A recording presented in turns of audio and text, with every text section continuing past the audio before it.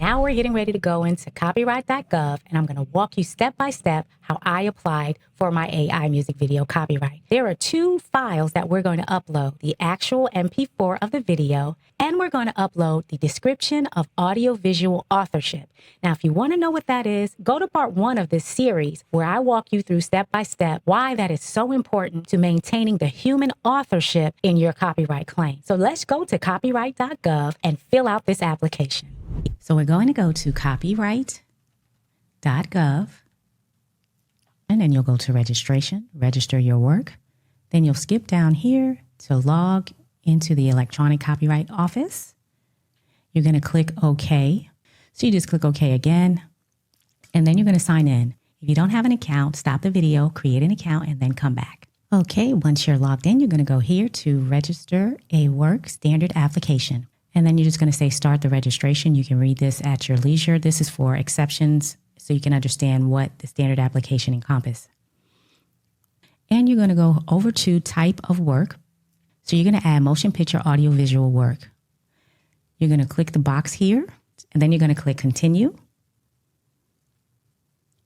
Now we're going to add the title of the actual video. You're going to click on new, and then you're going to click title type. You're going to say title of work being registered, and you're going to name the video, or you're going to name the work, the exact name of the video as you upload it and as it is titled on the MP4.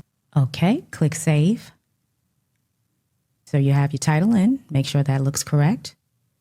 Right, now you're going to click on continue. And now you're going to add the publication when it was completed. If your publication has already been published, then you'll say yes. If it has not been published, you just complete the year that it was created. If there is a pre-registration number, you can add that. I didn't have one, so let's continue. Now you're going to add your authors here. If you created this video, you're going to add your name. All right. So I'm going to add my information here, and then you'll add citizenship if you're a citizen. If not, you can add your domicile. The year of birth is optional. I wouldn't put that personally because it is public information. If you have a pseudonym, go ahead and write that there. My pseudonym is B Girl Music. If your God-given name is Bob Johnson, you'll put Bob Johnson, and then you'll put your artist name here. Okay, you're going to click on save. Now you're going to add what the author created. So here are some options here. So we went ahead and clicked cinematography, production, direction, editing, and screenplay. Now for other, I wrote selection and arrangement of the video content. All right, I wrote that in addition, just in case. All right, so you're going to click save. If you had a work for hire, you would add that as well. You can just click edit. You'll just click yes. We didn't have any. I'll just say no on my work for hire portion. I'll say no, and then I'll save that.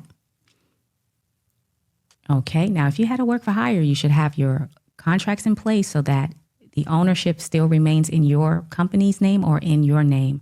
You're just hiring them and you still own the copyright. Okay, we're going to click save, and we're moving on to our claimants. The claimants can be the same person as the author, but the claimant is usually the one that actually owns those masters or owns the underwrite copyright. So we're going to add those here. If I was the owner of author and also the claimant, and you'll put your city, your name. If you're an organization or you're a company or a record label or a production company, you'll put that here. Put your address here. And you're going to click continue, and we're going to go to limitations of the claim. The materials I excluded was the music, pre-existing footage. Remember, you cannot claim the AI generated video or the AI generated images, pre-existing photographs. Over here where we have new materials included, this is the claim and the basis of our application. These are the things that you are including and you would like your protection and your copyright covered. This is what I wrote. Production as motion picture, right? I also added all other cinematographic materials. In here, I wrote direction, storyboard, editing, selection, and arrangement. Now, if there were previous registrations, the pre-existing sound recording had a registration number, you add that here and you add the year. Okay, so that is for the limitations of your claim. And then you're going to click on continue. Now you're going to get the rights and permission information. Now, if anyone wants to contact you with regards to this copyright and they want permission to use your work, this is where you'll add that information. So I'm just go ahead and put that in. Any information you want them to have, you want a phone number, go ahead and add that. If there's an organization, of course, you would add that here. Click continue. Now here's the correspondence with the Copyright Office. If they ever need to reach you, here is the information you're going to provide to them there. Okay, you'll add your address there and continue. Here's where they'll mail your certificate. If you have an organization, you'll add it right here. And then you're just going to add your state, of course. Super simple, nothing complicated, right? And then continue. All right, special handling, optional.